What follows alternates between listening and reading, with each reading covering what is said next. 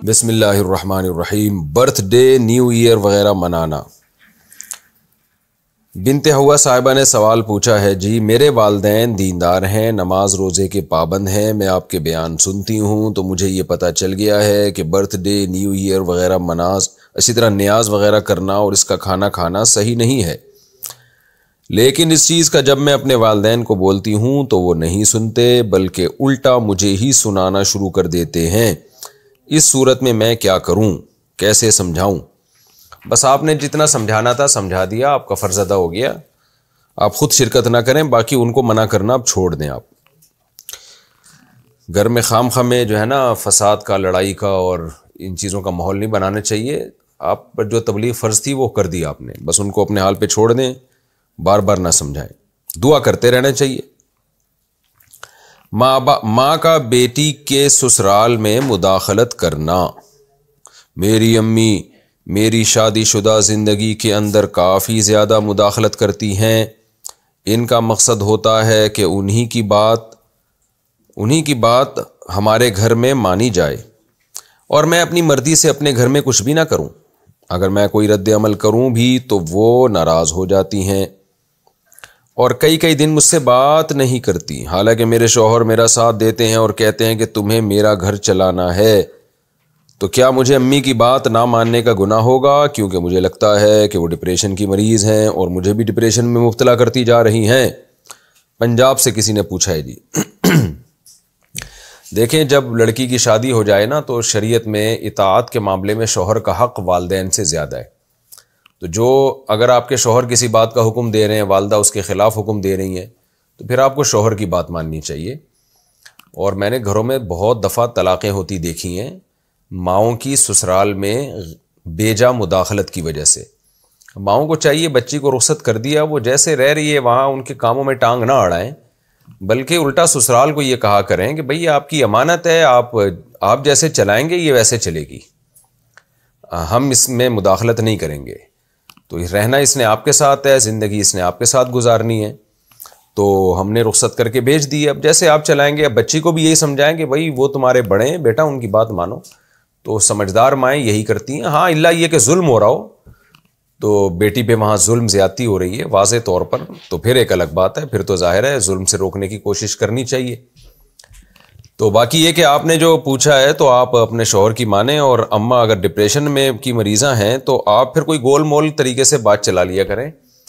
پہلی تو کوشش کرنی چاہیے ایسی صورت میں ذرا سسرال جو ہے وہ میکے سے دور ہونا چاہیے، اتنا قریب نہ ہو کہ بار بار اماں کی مداخلت ہو رہی ہے اس میں، تو تھوڑا سا شوہر سے کہیں گھر دور لے لے اور اماں سے ویسے ہی حال احوال پوچھ لیا کریں۔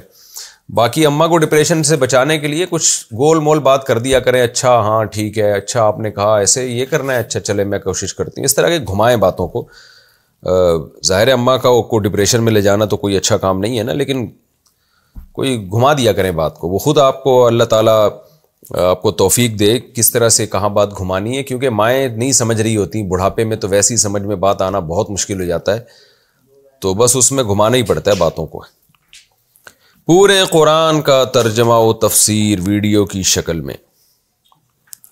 میں نے قرآن تو پڑھا ہے لیکن میں گھر کے کام کاج کی وجہ سے اردو نہیں پڑھ پاتی، اب میری شادی ہو چکی ہے، گھر کے کام کی وجہ سے اردو نہیں پڑھ پاتی؟ تو یہ کوئی ایسا ہوتا ہے کہ گھر کے کام کرنے سے اردو پڑھنا بھول جاتا ہے انسان؟ خیر جی، گھر کے کام میں مصروف رہتی ہوں ماشاءاللہ جی، ٹائم نہیں مل پاتا۔ آپ سے درخواست ہے کہ آپ قرآن مجید کو پہلے پارے سے شروع کر کے کچھ آیات کی شارٹ ویڈیو بناتے رہیں تاکہ مجھ جیسے لوگ جو قرآن کو نہیں سمجھ پاتے وہ بھی آسانی سے سمجھ جائیں۔ ارم صاحبہ انڈیا سے۔ میں تو یہ کام کر رہا ہوں آلریڈی، مفتی طارق مسعود اسپیچز جو میرا دوسرا چینل ہے اس پہ میرے تفسیر کے لیکچر آپ کو پلے لسٹ میں مل جائیں گے۔ بالکل ایک لیکچر نمبر 1 سے لے کے ہم نے شروع کیا، اس میں 8 لیکچر شروع میں گرامر کے ہیں، پھر اس کے بعد 30واں پارہ ہے، پھر پہلا، دوسرا، تیسرا، چوتھا، 5واں، چھٹا، اور ماشاءاللہ تقریباً 13 پارے مکمل ہو چکے ہیں، 14واں پارہ شروع ہے۔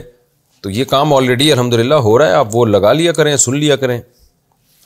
شادی شدہ ہوتے ہوئے چکر چلانا، اوہ ہوئے ہوئے، میرے اپنے شوہر سے 2 بچے ہیں، میرے شوہر پھر بھی کسی اور لڑکی سے بات کر رہے ہیں، وہ لڑکی بھی شادی شدہ ہے اور بچوں والی ہے، کیا اسلام میں یہ سب جائز ہے یا اس کی کوئی سزا ہے؟ حیدرآباد سے کسی نے پوچھا ہے۔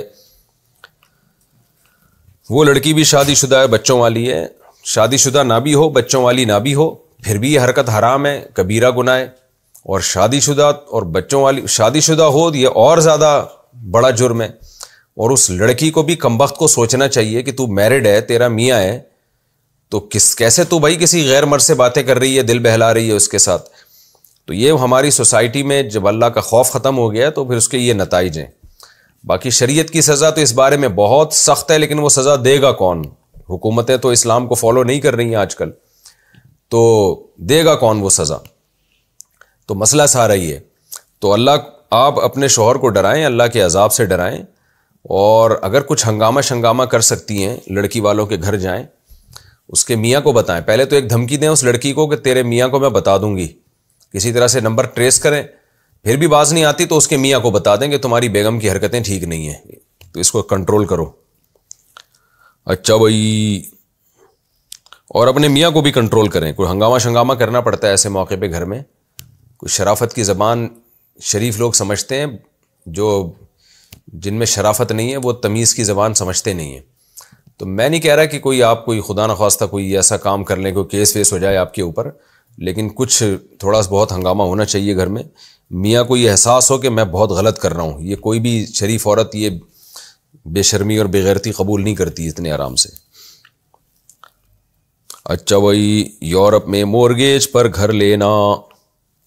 میں تقریباً 10 سال سے سویڈن میں ہوں اور کرائے پر رہ رہا ہوں، جو وقت کے ساتھ کافی مہنگا ہوتا جا رہا ہے۔ میں نے یہاں کافی لوگوں کو دیکھا ہے کہ وہ مورگیج پر گھر لے لیتے ہیں، جن میں 15% آپ کو اپنی جیب سے دینا پڑتا ہے، باقی 85% بینک دیتا ہے، اور اس میں ایک فکس مورگیج ہوتی ہے اور ایک ویریبل ہوتی ہے۔ تو کیا مورگیج کی یہ دونوں قسمیں ناجائز ہیں؟ اس بارے میں رہنمائی فرما دیں۔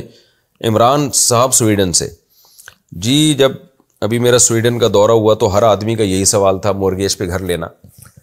دیکھیں، جو فکس ہوتا ہے نا، اس میں بھی جو جہاں تک مجھے معلومات ہیں اس میں بھی وہ فکس ہوتا نہیں ہے، اس میں میرا خیال ہے یہ کنڈیشن ہوتی ہے کہ ابھی کیش دے دیں گے تو اتنا ہے، اور قسطوں پہ دیں گے تو اتنا ہے، اور اس میں وہ آپ کو چھوڑ دیتے ہیں، آپ کی مرضی ہے، تو یہ تو ناجائز ہے۔ لیکن اگر ایسا ہو نا کہ آپ سے معاہدہ یہ ہوا کہ آپ کیش پیمنٹ دیں گے تو گھر اتنے کا ہے، اور قسطوں پہ لیں گے تو گھر اتنے کا ہے، مہنگا ہے، اور اسی وقت پھر آپ طے کر لیں کہ میں نے کون سی قیمت پہ لینا ہے، تو پھر جائز ہے یہ۔ لیکن ایسا مجھے نہیں معلوم کہ ایسا کہیں ہوتا ہے، ایسا ہوتا تو کوئی تو بتاتا نا ہمیں۔ پورے یورپ میں ہم نے دورہ کیا، کسی نے بھی نہیں بتایا کہ اس طرح ہوتا ہے۔ ہوتا یہی ہے کہ سود لگتا چلا جاتا ہے، آپ جتنا لیٹ پیمنٹ کریں اتنا زیادہ سود لگتا ہے، اور بلکہ مسئلہ تو یہ ہوتا ہے مورگیج پہ آپ بینک سے لون لیتے ہیں اور پھر بینک کو سود کے ساتھ واپس کرنا پڑتا ہے آپ کو، تو وہ بینک کیش ہی پیمنٹ کر دیتا ہے آگے، تو بینک سے تو آپ کا سود کا معاملہ ہی ہوتا ہے۔ تو اس لیے بہتر یہی ہے کہ آپ سب مل کے نا، یورپ میں جتنے مسلمان رہتے ہیں ان کا یہ ذمہ داری ہے کہ اسلامک بینکنگ کو وہاں پروموٹ کرنے کی کوشش کریں۔ کینیڈا میں، یو کے میں، یو ایس اے میں اسلامک بینکنگ کھل گئی ہے۔ امریکہ میں بہت سے مسلمان ہیں جنہوں نے اسلامک بینکنگ یعنی شرکت متناقصہ کے ذریعے گھر بنا لی الحمدللہ۔ تو اب اس طرح سے اگر مسلمان چلتے رہے، ان کے پاس تو پراپرٹی آئے گی نہیں کبھی زندگی میں، تو اس لیے مسلمانوں کو چاہیے کہ اسلامک بینکنگ کے لیے وہاں کوشش کریں۔ یورپ میں الحمدللہ وہ لوگ سنتے ہیں، وہاں آپ کو کیس کریں گے، آپ کہیں گے بھئی سود ہمارے مذہب میں حرام ہے، تو ہمارے یہاں اسلامک بینکنگ کو رواج دیا جائے۔ تو میرا خیال ہے کہ سویڈن ہے یا ناروے ہے یا یہ کنٹریز سنیں گے بات۔ مسلمان اجتماعی کوشش کرتے ہی نہیں ہیں، اور پھر وہ بس ناجائز کو جائز کرنے کے طریقے تلاش کرنا شروع کر دیتے ہیں۔ تو اس لیے آپ جیسے جتنے بھی یورپین لوگ ہیں، مسلمان ہیں، ان سے میں یہی کہوں گا کہ آپ لوگ یورپ میں اسلامک بینکنگ کو فروغ دینے کی کوشش کریں، گوروں کو اس طرف لے کر آئیں، آپ گوروں کو لالچ دیں، آپ بولیں بھائی بہت سارے لوگ تمہارے پاس اکاؤنٹ کھولیں گے اگر تم نے اسلامک بینکنگ کی بنیاد رکھ لی یہاں پہ، کیونکہ بہت سارے مسلمان سود سے بچنا چاہتے ہیں۔ اب آپ دیکھیں نا، یہ میزان بینک اور بینک اسلامی وغیرہ میں ان کے پاس ماشاءاللہ سرمایہ بہت ہوتا ہے، کیونکہ بہت سے لوگوں نے عام بینکوں سے پیسہ نکال کے میزان بینک میں اور بینک اسلامی میں اور ایسے اسلامک بینکوں میں رکھوا لیا ہے۔ اس کا فائدہ یہ بھی ہو رہا ہے کہ اب جو سودی بینک ہے وہ بھی اسلامک بینکنگ کی انہوں نے بھی ونڈو کھول دی اور وہ بھی اس طرف آ رہے ہیں. تو مسلمان اجتماعی سطح پہ کوئی کوشش کریں گے تو انشاءاللہ کام ہو جائے گا. فیملی مالدار ہو مگر خود غریب ہو تو کیا تو زکوٰۃ دے سکتے ہیں؟ اگر ایک شخص خود غریب ہو اور زکوٰۃ کا مستحق ہو لیکن اس کے باپ اور بھائی سب خوب مالدار ہوں تو کیا ایسے شخص کو زکوٰۃ دی جا سکتی ہے؟ ریحان مصطفیٰ سعودی عرب سے. جی ہاں، زکوٰۃ دی جا سکتی ہے کیونکہ وہ غریب ہے تو زکوٰۃ کا مستحق ہے، بشرطے کہ بالغ ہو. نابالغ بچہ وہ اپنے باپ کے تابع ہوتا ہے. اگر باپ مالدار ہے تو بچہ بھی مالدار سمجھا جائے گا، باپ غریب ہے تو بچہ بھی غریب سمجھا جائے گا. لیکن بالغ لڑکا ماں باپ کے تابع نہیں ہوتا، وہ غریب ہے تو زکوٰۃ دینے سے ادا ہو جائے گی. باقی دینی چاہیے کہ نہیں، تو دیکھیں دینی تو اس کو چاہیے جو زیادہ مستحق ہو. اگر کوئی غریب ہے، اس کے رشتہ دار مالدار ہیں، اس کو دبا کے سپورٹ کر رہے ہیں، اسی ابا کے ساتھ بنگلوں میں رہتا ہے، خوب ابا کی آمدن کھا رہا ہے، تو فقہی لحاظ سے تو ٹھیک ہے زکوٰۃ ادا ہو جائے گی، غریب ہے. لیکن اخلاقی ایک شریعت کا جو مزاج ہے وہ یہی ہے کہ بھائی جو جن کے پاس روٹی نہیں ہے، یہاں تو ابا بھائی کھلا رہے ہیں نا اس کو، تو آپ ایسے غریبوں کو دے دیں نا جن کو کوئی کھلانے والا نہیں ہے، تاکہ آپ کو زیادہ ثواب ملے گا، اس میں زکوٰۃ کے مقاصد زیادہ حاصل ہوں گے. دلہن کا شادی میں پرانا غرارہ پہننا. اچھا بھائی، کیا میں اپنی شادی میں اپنا پرانا غرارہ پہن سکتی ہوں جو میں نے اپنی بہن کی شادی میں پہنا تھا، کیونکہ میرے والد کی آمدن کا فی الحال کوئی ذریعہ نہیں ہے، اس بارے میں رہنمائی فرما دیں.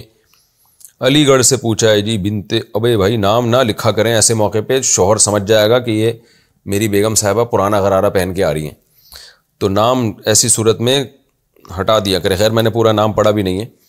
علی گڑھ سے کسی نے پوچھا ہے تو پرانا غرارہ پہنے. حضرت عائشہ رضی اللہ تعالیٰ عنہ کے دور میں تو دلہن کا اتنی غربت تھی کہ ایک دلہن کا جوڑا ہوتا تھا، جس کی شادی ہوتی تھی وہ اس دلہن کو دے دیا جاتا تھا، اور پھر وہ دلہن رکھ لیتی تھی اتار کے کہ بھئی اب جس کی شادی ہوگی تو اب یہ اس کو پہنا دیں گے. تو ایک ہی دلہن کا جوڑا جو ہے نا مدینہ میں گردش کرتا تھا. وہ سادہ دور تھا، سادہ لوگ تھے. اب تو اتنا پیسہ خرچ ہو رہا ہے غراریں شراروں پہ، تو پرانا ہے، دیکھنے میں پرانا نہ لگے، اس کو تھوڑا دھلوا لیں. سلائی وہ اس کے جو ہے نا وہ جو تو دھلائی والے بتا دیں گے کیسے دھلتے ہیں غرارے، تو دھلا کے